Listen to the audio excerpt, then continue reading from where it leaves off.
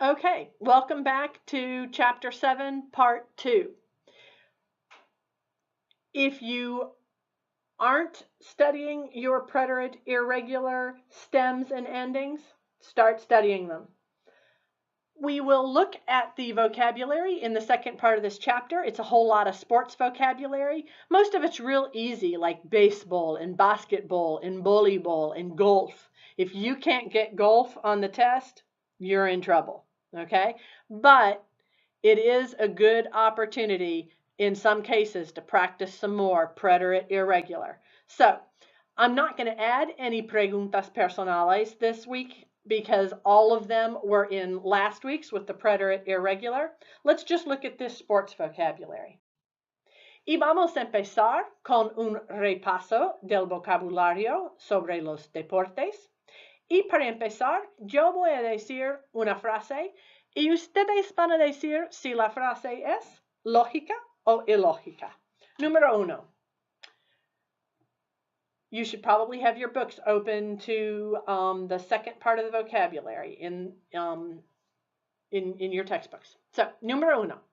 Para hacer alpinismo, necesito un balón.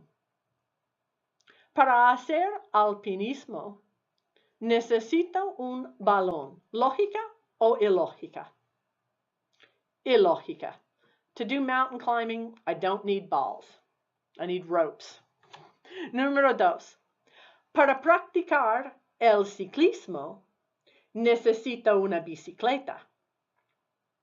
Para practicar el ciclismo, necesito una bicicleta. Cierto, lógica. To practice cycling, I do need a bicycle. Número 3. Esquío en las montañas, there should be an S there. Esquío en las montañas cuando hay nieve. Nieve. Esquío en las montañas cuando hay nieve. We know the verb nieva, it's snowing. Nieve is the noun.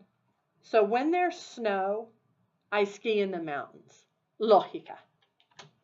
Número 4. Patino en el parque. Patino en el parque. I skate in the park. Lógica. Número 5. Practico el surfing en el mar. Practico el surfing en el mar. Lógica. Próximo. Para jugar béisbol, necesito un bate y un guante. Para jugar béisbol, necesito un bate y un guante. Lógica. Próximo. Para practicar básquetbol, necesito una raqueta. Para practicar básquetbol, necesito una raqueta. Ilógica. Okay, let's review these sports again. We'll do them in the preterite tense in a minute. Let's just do the infinitives first. Número 1, to skate, patinar. Número 2, to do gymnastics, hacer gimnasia deportiva.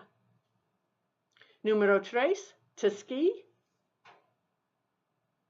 esquiar. Número 4, to do mountain climbing, hacer alpinismo. Número 5, to ride a bike, montar en bicicleta. That's a regular verb. Número 6, to run, correr. And then the bottom row there, to play baseball, jugar béisbol, and I could put any of the sports on there, jugar whatever. But I put another one here because I also want to put to practice basketball. So, practicar basketball. Okay, now let's look at these in the preterite tense because that's what you're going to be asked to do with them on the test.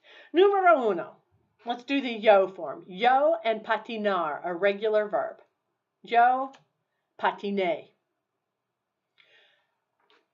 Número dos. Nosotros en hacer gimnasia deportiva. Hacer is irregular. Hicimos. Hicimos gimnasia deportiva. Número tres. Esquiar en tú. Esquiar is regular. Esquiaste. Número cuatro. Hacer alpinismo. Let's do el. Hizo. Hizo alpinismo. That stem of hacer is really weird. Hice with a C, hicimos with a C, hiciste with a C, hizo with the Z, and hicieron with the C. Just gotta practice these. Okay, número cinco. Montar and I forget what I did here, honestly. El again. It's a regular verb. Montó en bicicleta. Okay, and then ellos en correr. Correr is a regular verb. Ellos en correr, corrieron. Okay, jugar. Let's look at its yo form. Yo jugué. That's one of those spelling changes. To preserve the hard G sound, jugué, we have to put a U there. Jugué baseball. Same thing with practicar. In the yo form, to protect that hard k sound of practicar, the C changes to a QU. Practiqué basketball. So be sure that you remember those spelling changes because I could put those in the yo form. Okay, that is your vocabulary for part 2 of chapter 7. Be studying your vocabulary and be studying that preterite tense really hard. What is your composition going to look like for this chapter? In this chapter test, your composition is going to be ¿Qué hiciste para pasarlo bien el verano pasado? ¿Qué hiciste? What did you do? Para pasarlo bien, to have a good time. El verano pasado. Remember verano? What season is that? Verano is summer. So, last summer, ¿qué hiciste para pasarlo bien el verano pasado? What did you do to have a good time last summer?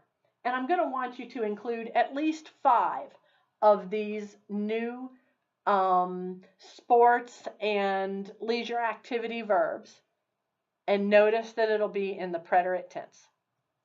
What I want you to do for your participation points for this video is to go ahead and write out that composition and turn it in so that I can have a look at it before you take your test. Start studying.